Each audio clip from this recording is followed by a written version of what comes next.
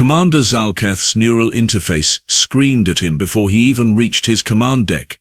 The emergency transmission from Battalion 7 cut through every secure channel, every protocol, every carefully maintained chain of command. That alone told him something had gone catastrophically, impossibly wrong. Commander. His communications officer, a young Vrynn named Tesh, practically stumbled over his own words. Sir, Battalion 7 is...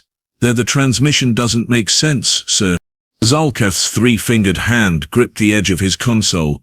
Battalion 7, his elite shock troops. Warriors who had personally conquered 12 systems over the course of 40 cycles. Soldiers who had broken the Corthian defense grid in under 6 hours. Troops who made entire planetary governments surrender at the mere mention of their deployment. Play it, Zal'keth ordered, his voice steady despite the cold sensation spreading through his thorax. The voice that came through was Commander Vel 9, a veteran with 60 years of combat experience. A soldier who had never, not once in 6 decades, shown fear. He was screaming. They're not stopping. We hit them. They keep coming. Plasma fire, direct hits. They're still, oh blessed void. They're laughing. They're actually laughing. The sound of weapons fire nearly drowned out Vel 9's words. Send reinforcements. Send everyone. These Terrans they aren't like anything we've... Static. Then silence. Zal'keth stared at the console. Tesh stared at Zal'keth. The entire bridge crew had gone completely, utterly quiet. That's impossible, Tesh whispered. Battalion 7 can't be. They're our best. They can't just... Get me full tactical readouts. Zal'keth interrupted, his mind already racing through possibilities, discarding each one as too unlikely. Personnel files on these humans. Everything. I want to know exactly what we're dealing with. Because whatever had just destroyed Battalion 7, whatever these Terrans actually were, Zal'keth had a terrible, creeping certainty that the collective had just made a very, very serious mistake. The tactical briefing room felt smaller than usual, or maybe that was just the weight of what Zal'keth was reading. Vrynn, his tactical analyst, a nervous creature even on good days, looked like he might molt from sheer anxiety. His scales had gone pale, almost translucent, which happened when Vrynn experienced significant stress. So, Zal'keth said slowly, scrolling through the data on Earth's environmental conditions, let me make sure I understand this correctly. The gravity on their homeworld is, what, 30% higher than standard? 32%, sir, Vrynn confirmed, his voice barely above a whisper. Right, 32%. Meaning these humans have been living, evolving, developing their entire civilization, while essentially carrying 32% more body weight than physics should reasonably allow. Zal'keth paused. And the weather patterns. Vrynn pulled up a holographic display that made both of them flinch. Catastrophic, sir. Regular storm systems with wind speeds that would tear our structures apart. Temperature variations that swing from lethally hot to lethally cold within a single rotation. Seismic activity that... Stop! Zal'keth held up one hand. Just stop for a moment. Are you telling me their planet actively tries to kill them? Regularly, sir. Oh, and the native fauna. Vrynn brought up another image. Something called a hippopotamus. This creature kills more humans annually than their wars do, apparently. And it's considered, I'm translating correctly here, a herbivore. Zal'keth stared at the creature. It looked like an overinflated transport vehicle with teeth designed by someone who really truly hated the concept of mercy. The microorganisms are worse, Vrynn added helpfully, though his tone suggested nothing about this information was remotely helpful. Their planet is essentially a biological warfare testing ground. Bacteria, viruses, parasites, fungal infections, all constantly mutating, constantly attacking. Human immune systems are, well, the report uses the word aggressive, but I think violently paranoid might be more accurate.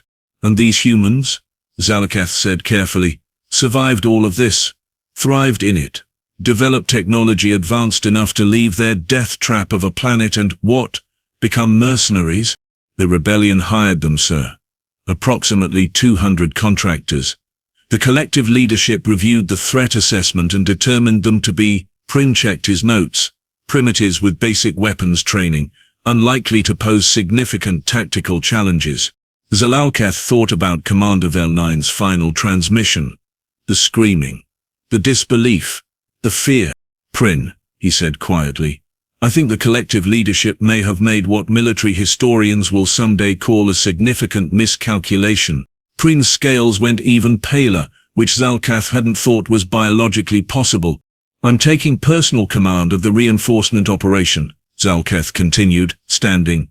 If Battalion 7, our absolute best, couldn't handle these Terrans, then I need to see exactly what we're up against.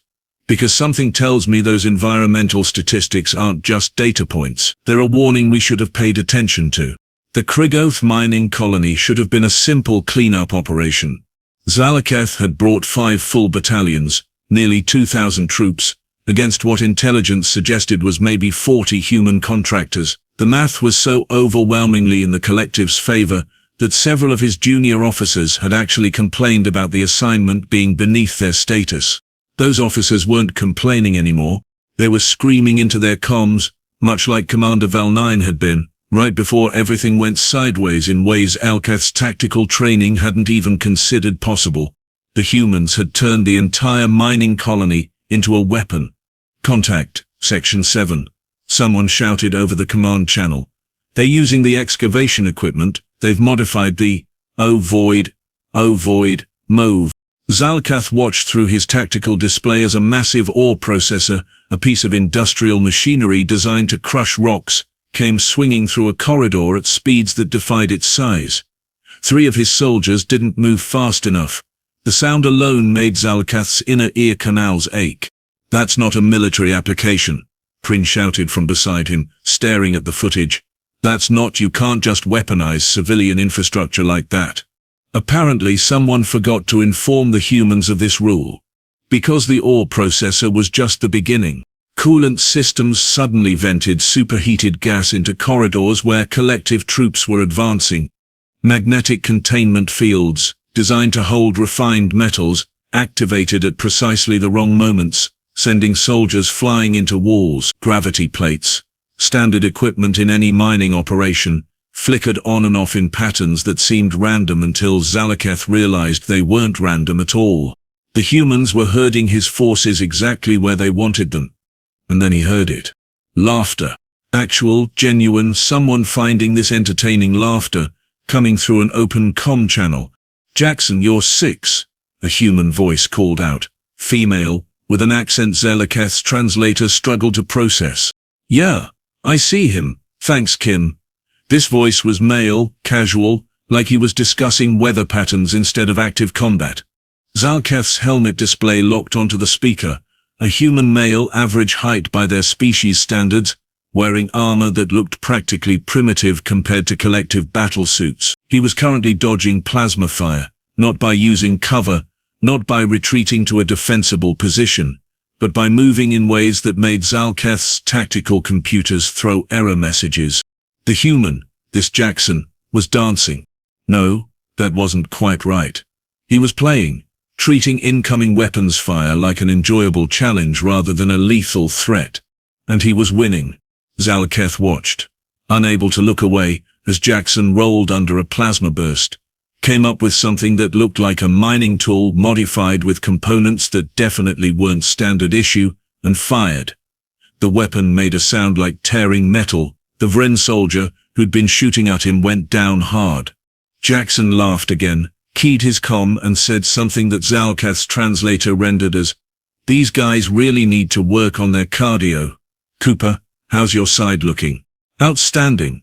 Another human voice, this one deeper, with an accent that suggested a different regional origin. "I haven't had this much fun since Kandahar." Zal'keth had no idea what a Kandahar was, but the way Cooper said it suggested fond memories of extreme violence. His forces were falling back, not in organized retreat patterns, but in genuine uncoordinated panic. Soldiers who'd trained for decades, who'd seen combat across multiple star systems, were breaking formation because nothing in their experience had prepared them for enemies who treated warfare like recreation. "All units," Zal'keth said into his command channel, his voice remarkably steady considering his internal organs felt like they'd rearranged themselves, fall back to secondary positions. Establish defensive perimeter. Do not, and I cannot stress this enough, do not pursue the humans. Sir, one of his lieutenants asked, confusion clear in his tone. We still outnumber them significantly. We could. Lieutenant, Zal'keth interrupted, watching Jackson help another human climb through a ventilation shaft while still, somehow maintaining suppressive fire. If you want to chase humans through terrain they've already weaponized while they're clearly enjoying themselves, you're welcome to volunteer. Otherwise, shut up and fall back. The lieutenant shut up. Vrynn was staring at the tactical display like it had personally offended him. Sir, this doesn't make sense. Their tactics are insane. They're taking risks that should be fatal. That level of aggression should have resulted in massive casualties on their side, but they've suffered. He checked his readouts. 0 confirmed deaths. How is that possible? Zal'keth thought about Earth's environmental data, the crushing gravity, the hostile weather, the megafauna that considered humans prey, the microorganisms that waged constant biological warfare. I think, he said slowly, we're not fighting soldiers, Vrynn. We're fighting survivors. And there's apparently a very significant difference. The mining tunnel collapsed with a sound like the universe ending. One moment, Zal'keth was coordinating his defensive retreat. The next, he was on the ground, separated from his entire command unit by approximately 40 tons of rock and refined ore that had definitely not collapsed accidentally. He reached for his sidearm, knowing it was pointless but unable to stop the trained response. Yeah, I wouldn't do that if I were you, a voice said from above him. Jackson's voice. Still casual, still sounding like this was all just mildly interesting, rather than a life-or-death situation. Zal'keth looked up. 3 humans stood over him. Weapons ready but not aimed directly at his head, which was something at least. Jackson offered him a hand. Come on, Commander. Let's get you up. That's a nasty cut on your shoulder plate there. Zal'keth stared at the offered hand like it might be a hallucination. You're going to execute me. What? No. Jackson actually looked offended. Dude, we're contractors, not war criminals. Kim, grab the medkit. Torres, get over here. What followed was possibly the most surreal experience of Zal'keth's entire military career. They sat him down on an equipment crate. Someone, a human female Jackson had called Kim, handed him a container of water, actual clean water, not a sedative or poison or anything tactical, just water. Drink, she said, her tone suggesting this was an order despite her lack of any visible rank insignia. You're probably dehydrated. Your species doesn't handle adrenaline dumps well, right? I read that somewhere. Zal'keth drank because he genuinely didn't know what else to do. Another human approached, older than the others, with markings on his armor that might have indicated medical training. Torres? He introduced himself, already examining Zal'keth's injured shoulder with hands that were surprisingly gentle. This is going to sting a bit. Well, a lot actually. Your pain tolerance is nowhere near ours, so fair warning. How? Zal'keth managed. How do you know about Vrynn pain tolerance? Torres shrugged while applying something that did indeed sting like liquid fire. Read the brief? Did my homework. Always do your homework before a job. Jackson's rule number 3. What's rule number 1? Zal'keth asked, more to distract himself from the burning sensation than because he actually cared. Don't die, Jackson said cheerfully, sitting down across from him. Rule number 2 is get paid. Rule number 3 is know your enemy. But honestly, that should probably be rule 1, except not dying seems more immediately important. You want a protein bar? They taste like cardboard, but they've got calories. Zal'keth accepted the protein bar because apparently his day had moved beyond anything resembling normal military engagement and into some kind of bizarre social gathering. The bar did indeed taste like cardboard. Cardboard with vaguely artificial fruit flavoring. So Jackson continued, pulling out a canteen of his own. You're probably wondering why we're not, doing the whole prisoner execution thing. The thought had crossed my mind, Zal'keth admitted. Yeah, see, that's not really our style. We're not military, Commander. We're private contractors. PMC, private military company, basically mercs who figured out how to file proper tax documentation. Jackson took a long drink.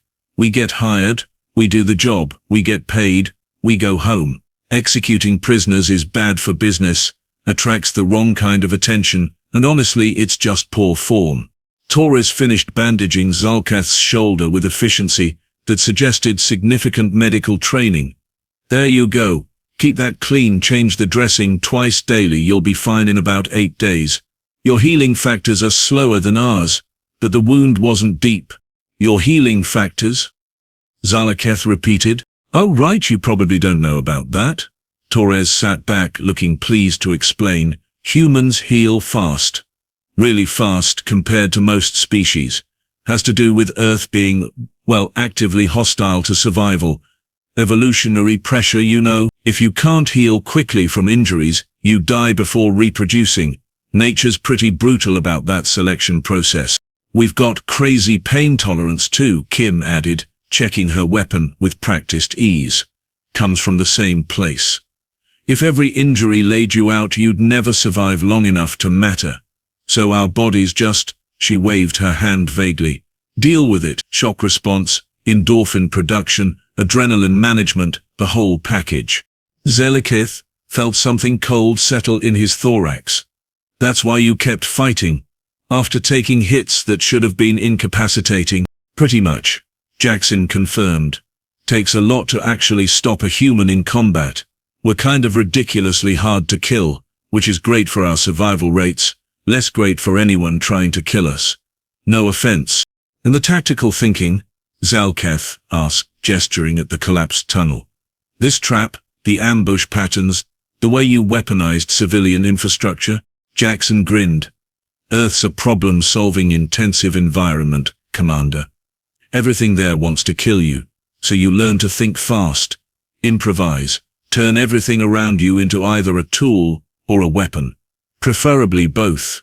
We've been doing it for millions of years. It's basically instinct at this point. Torres nodded. Plus, military training, even for contractors, just refines what's already there. You're not teaching humans to be dangerous, you're teaching them to be efficiently dangerous. Big difference. Zal'keth looked at the three of them casually discussing their species' capacity for violence like they were talking about weather patterns or crop yields. Like warfare was just another job, a profession, something you did for money and based on Jackson's earlier laughter, apparently for entertainment. You enjoy this? Zal'keth said quietly. Combat. You actually enjoy it. Jackson's grin faded slightly, replaced by something more thoughtful. Enjoy is maybe too strong, but yeah, there's a rush to it. Problem solving under pressure, working with your team, testing yourself against challenges. Some humans love it, some hate it, most of us are somewhere in between. I'm good at it, it pays well, and I've got a crew I trust with my life. Could be worse ways to make a living. You could farm, Zal'keth suggested weakly. Farming's dangerous too, Kim said. Machinery accidents, weather patterns, economic instability. My dad's a farmer. Lost 3 fingers to a combine harvester when I was 12. He just wrapped it up, finished the harvest, then drove himself to the hospital. That's just normal on Earth. That, Zal'keth realized, was perhaps the most terrifying thing he'd heard all day. These humans didn't think they were exceptional. They thought they were normal. And if this was normal for humans, what did exceptional look like? He wasn't sure he wanted to find out. 3 days of captivity taught Zal'keth more about humans than 1,000 intelligence reports ever could. The first lesson came during a meal when Jackson and Cooper got into what appeared to be a genuinely heated argument about something called proper barbecue technique. Voices were raised. Gestures became emphatic. Kim actually had to physically separate them when Cooper suggested that Jackson's home region's approach to smoking meat was, quote, an insult to the entire concept of food preparation. They're going to kill each other, Zal'keth said nervously to Torres, who was checking his bandages. Torres didn't even look up. Nah, they're fine. They do this every few days. Last week it was about sports teams. Week before that, politics. They'll be best friends again in like 20 minutes. Torres was right.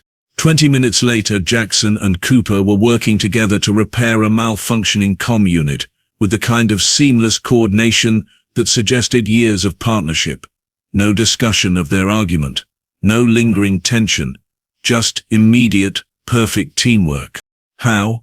Zal'keth asked Jackson later, genuinely baffled. How do you go from wanting to strangle each other to operating like a single organism? Jackson looked up from the weapon he was cleaning.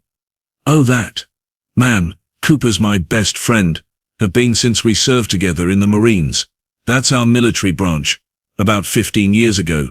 We argue because we're comfortable with each other, you know. Doesn't mean anything. When it matters, when rounds are flying and things get real, none of that other stuff exists. Only the mission and the team.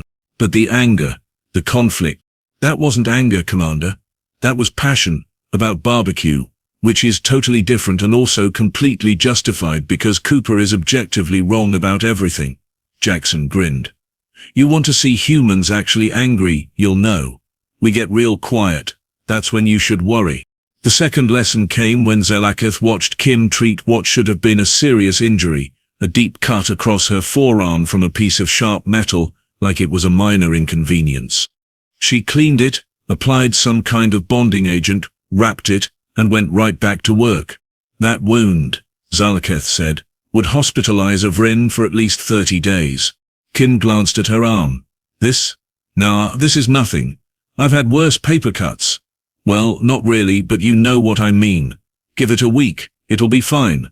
2 weeks you won't even see a scar.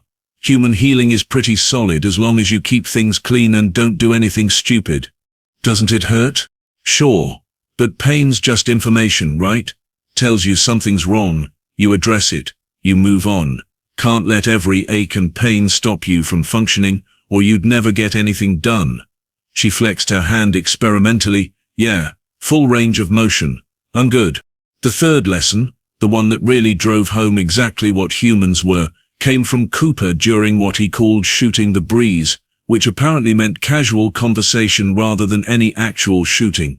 So where are you from, Cooper? Zal'keth asked, partly because he was genuinely curious and partly because he'd learned that asking humans about themselves usually resulted in terrifying information delivered in cheerful tones. Montana, Cooper said, his expression suggesting this word should mean something. Big sky country. Most beautiful place on earth if you ask me. Winters that'll freeze your face off, summers that'll cook you alive, and wildlife that considers humans just another menu option. Menu option. Grizzly bears. Mostly. Black bears too, but they usually chill unless you get between them and their cubs. Then they'll rip your head clean off. Cooper said this like he was discussing mildly annoying neighbors. Had one come through my family's property when I was maybe 14, big male, probably 800 pounds. My dad just grabbed the shotgun, fired a warning shot. Bear decided to try his luck somewhere else.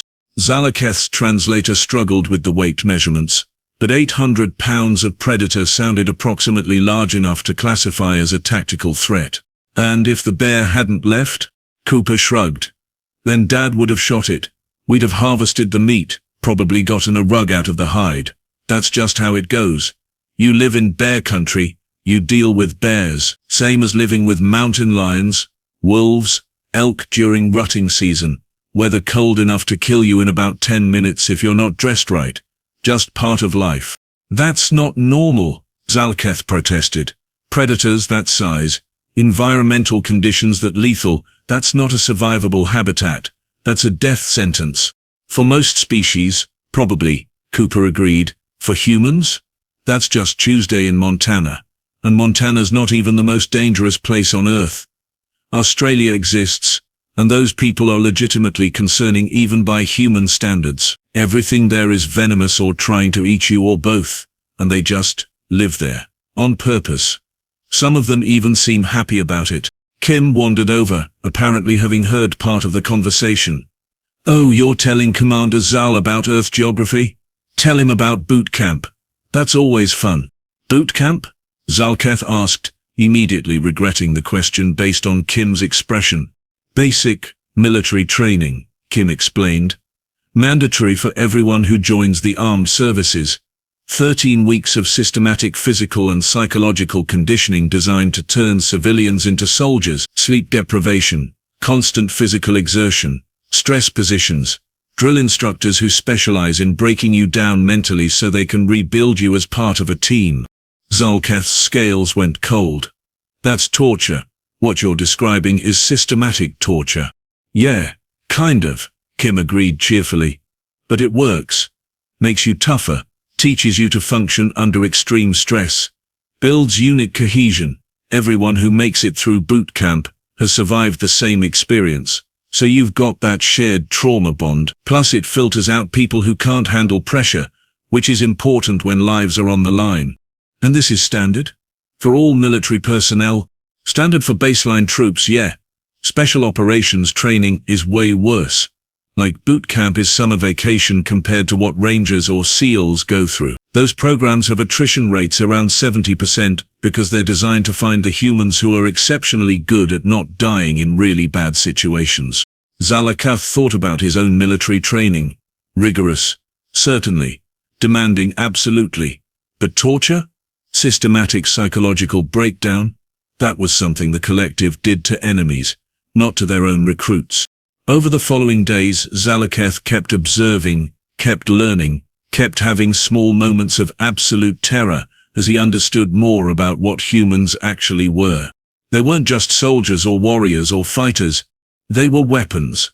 Living weapons, forged over millions of years by a planet that had treated survival as an optional bonus rather than a guaranteed outcome. Every human was the end result of an evolutionary process that had systematically eliminated anything that couldn't adapt, couldn't heal fast, couldn't tolerate pain, couldn't think tactically under pressure. The technology was almost irrelevant. Humans didn't need superior weapons because they were the superior weapon, and the collective, in its arrogance, had decided to fight them. Zal'keth looked at Jackson, at Cooper, at Kim, at Torres, at all the other humans who'd been casually chatting with him, sharing food, explaining their homeworld like they were tour guides rather than captors. "How many of you are there?" he asked quietly. "Humans, in the galaxy. Working as contractors." Jackson considered the question. "Active PMC personnel? Maybe 10,000 spread across different companies and contracts. On Earth, about 12 billion total population. 12 billion. 12 billion humans, all forged by the same nightmare planet, all carrying the same evolutionary advantages, the same casual relationship with violence, the same ability to turn anything around them into a weapon." "We're going to lose," Zal'keth said, not really talking to anyone in particular. "If this conflict escalates, if more humans get involved, the collective is going to lose." Jackson didn't argue, he just nodded slowly, something almost sympathetic in his expression. "Yeah," he said simply. "You probably would. But hey, good news, Commander. We're not trying to conquer anyone. We're just here to do a job, get paid, go home. The rebellion hired us for defensive operations and tactical support, not invasion. This doesn't have to be a fight to the death. But it could be. Sure, lots of things could be. That's why we prefer getting paid to survive rather than getting paid to conquer. Survival's more reliable, better for long-term business planning." Zal'keth laughed, a sound that came out slightly hysterical even to his own ears. "You terrify me. Your entire species terrifies me, and you don't even seem to notice how absolutely horrifying you are." "That's because we're comparing ourselves to other humans," Cooper offered. "By human standards, we're pretty normal. Maybe slightly above average for the profession, but nothing special. It's not our fault the rest of the galaxy is so squishy." Squishy? That's what they thought of every other species in known space. Squishy. Zal'keth decided then and there that when he got back to the collective, assuming he survived that long, his official report was going to be very, very different from what leadership expected. The battlecruiser 7th Fang appeared in orbit exactly as Zal'keth had feared it would. 3,000 troops, orbital bombardment capability, atmospheric superiority fighters. The kind of overwhelming military response designed to solve problems through sheer brutal application of force. Jackson watched the tactical display with his team gathered around him, their expressions ranging from interested to amused to, in Cooper's case, actively delighted. "Oh man," Cooper said, grinning like he'd just received excellent news. "Oh, this is going to be fun." Zal'keth felt his cardiac organ attempt to relocate somewhere safer, possibly to another dimension entirely. "You need to surrender. Please, I'm asking you as someone who doesn't want to watch you die. You need to surrender right now. This isn't like the mining colony. This is a full battle cruiser with dedicated military personnel and air support. You can't win this." Jackson looked at him, and that grin, that terrible human grin that Zal'keth had learned, meant someone was about to do something tactically insane, spread across his face. "Commander," Jackson said, "watch this." What followed was, Zal'keth would later write in his official report, a complete masterclass in exactly why humans should never, under any circumstances, be underestimated. The Collective's landing forces came in textbook formation, overwhelming numbers supported by air cover, advancing with the kind of coordinated precision that military academies used in training simulations. The humans let them land. All of them. Every single drop ship. Every single troop transport. Every single piece of military hardware. Then they went to work. Zal'keth watched humans coordinate attacks using nothing but hand signals and the occasional eye contact, moving like they shared a single brain across 40 different bodies. No comm chatter. No verbal orders, just pure, synchronized violence, executed with the kind of precision that shouldn't be possible without neural linking technology. They'd rigged the landing zone. Of course they had. Humans didn't fight fair because fairness was a concept invented by species who hadn't spent millions of years competing with every other organism on their planet for survival. Charges detonated. Not randomly but in precise sequence, herding collective forces into kill zones. The cruiser's own dropships, damaged but not destroyed, became improvised barriers. Fuel lines ruptured, creating walls of flame that shouldn't have stopped a military advance but somehow did. And the humans moved through the chaos like they'd been born in it. Which, Zal'keth supposed, they essentially had been. Kim took a plasma bolt to the shoulder, the kind of hit that would have dropped a Vrynn permanently. She spun with the impact, used the momentum to duck behind cover, and was back up firing within seconds. Blood stained her armor, but her hands were steady, her aim perfect. "Kim, you good?" Jackson's voice still impossibly calm. "Outstanding. Flesh wound, I'm fine." Flesh wound. A direct plasma hit. Flesh wound. Torres was coordinating suppressing fire while simultaneously treating another human's injuries, his hands moving between his weapon and medical supplies without pause. The injured human, someone named Patterson, had taken shrapnel to the leg and was still returning fire while Torres worked. Cooper had somehow commandeered one of the Collective's own atmospheric fighters. Zal'keth didn't know how. He didn't want to know how. But Cooper's voice came through the comm channel, whooping with joy, as he turned the fighter's weapons against the cruiser itself. "This is way better than the flight simulators," Cooper announced. "These things handle like dreams." The Collective forces, trained and disciplined and completely unprepared for enemies who treated warfare like aggressive problem-solving, started breaking formation, not all at once, but in spreading waves of confusion as soldiers realized their training hadn't included scenarios where the enemy just refused to die. Jackson was everywhere, moving through the battlefield like violence was a language he spoke fluently. He took hits. Zal'keth saw him take hits. But he kept moving, kept fighting, kept coordinating his team with gestures and the occasional shouted instruction. The cruiser's commander, whoever they were, apparently reached the same conclusion Zal'keth had days earlier, that humans were not a conventional military threat. The Seventh Fang began withdrawal procedures. 3,000 troops against 40 humans, and the Collective was retreating. The human team, battered, bleeding, several of them with injuries that should have required immediate medical evacuation, gathered near Zal'keth's position. They were smiling. Some were laughing. Patterson, the one with the leg wound, was arguing with Torres about whether or not he needed stitches. "That," Jackson said, slightly out of breath but otherwise appearing remarkably functional for someone who'd just fought a battle against overwhelming odds, "is how you do it." "Torres, casualty count?" 0 fatalities, boss. We've got some holes that need patching, couple fractures. Patterson's definitely getting stitches whether he likes it or not, but everyone's going home. 0 casualties. Against 3,000 collective troops. 0 casualties. Zal'keth sat down hard on a piece of rubble because his legs had stopped supporting his weight properly. How? He asked, his voice barely working. Just, how? How is any of this possible? Jackson sat down next to him, wincing slightly, as he did.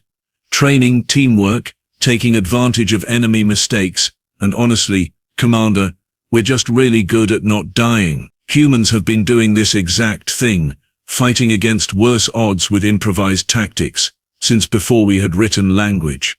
It's practically our species' defining characteristic. We're the galaxy's cockroaches. You can squash us, burn us, shoot us, and we just keep coming back. Kim limped over, her shoulder crudely bandaged, but her expression satisfied. Plus we had home field advantage. We'd been setting up contingencies for the last 3 days. If they'd tried orbital bombardment, we had countermeasures. If they'd sent more troops, we had additional traps ready. You always prepare for the worst-case scenario. That's basic human thinking. Your worst-case scenario involved a full battle cruiser. Our worst-case scenario involved 3 battle cruisers and possible nuclear response, Cooper said cheerfully, joining the group. So really, this was like medium-case scenario. Almost disappointing, if I'm being honest. Zal'keth looked at them. These impossible, terrifying, friendly humans who'd just defeated a military force 75 times their number and were treating it like a successful work project rather than a legendary military victory. I need to contact my superiors, he said quietly. I need to tell them everything before this gets worse. Jackson nodded. Yeah, probably a good idea. We'll set up a secure comm channel. But Commander, when you make that call, maybe emphasize that we're happy to work for anyone who pays well, but we make really truly terrible enemies. Might save everyone a lot of trouble. Zal'keth thought about the 7th Fang retreating, about Battalion 7's destruction, about everything he'd learned over the past days.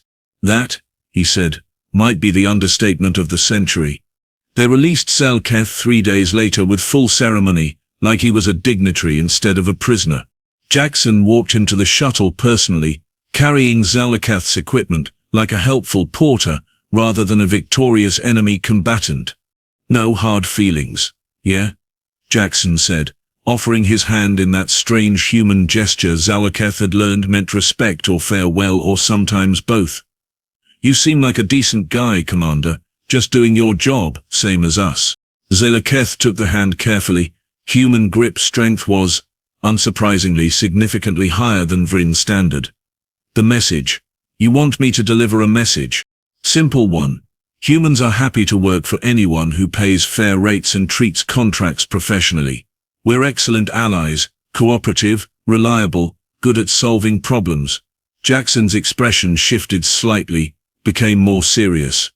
But we make terrible, terrible enemies. The collective wants to keep fighting the rebellion. That's their call. They want to fight humans? That's going to get expensive in ways that aren't just financial. Better for everyone if we stay friendly. The collective war council chambers were exactly as Zal'keth remembered. Vaulted ceilings, strategic displays showing their territorial holdings. The council itself seated in positions of power that were meant to be intimidating. Today, they just looked comfortable, dangerously comfortable. Commander Zal'keth, High Counselor Vrynn began, his tone suggesting amusement rather than concern. Your report claims that 40 human mercenaries defeated the 7th Fang's ground forces. I assume your captivity involved some form of psychological manipulation, perhaps hallucinogenic compounds in your food supply. No, sir. I was fully conscious and unimpaired for the entire duration. Then you're claiming our military, our trained soldiers, multiple battalions supported by orbital assets, were defeated by primitive contractors? Another counselor, Genra, made a dismissive gesture.